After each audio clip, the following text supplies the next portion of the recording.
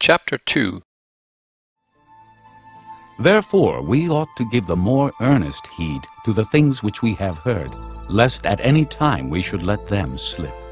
For if the word spoken by angels was steadfast, and every transgression and disobedience received a just recompense of reward, how shall we escape if we neglect so great salvation, which at the first began to be spoken by the Lord, and was confirmed unto us by them that heard him?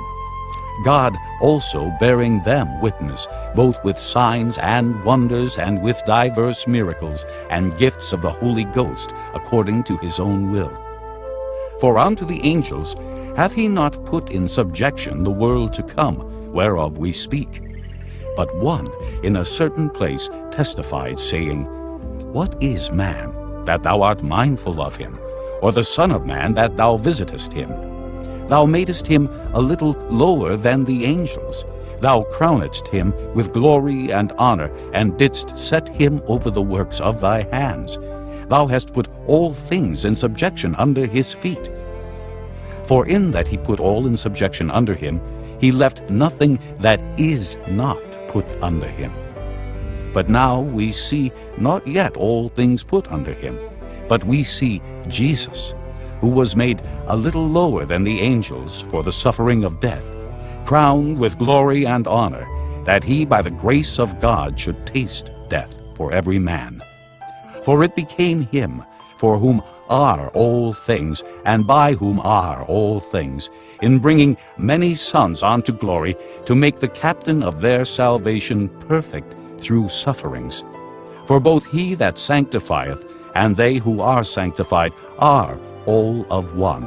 For which cause he is not ashamed to call them brethren, saying, I will declare thy name unto my brethren. In the midst of the church will I sing praise unto thee. And again, I will put my trust in him. And again, behold, I and the children which God hath given me.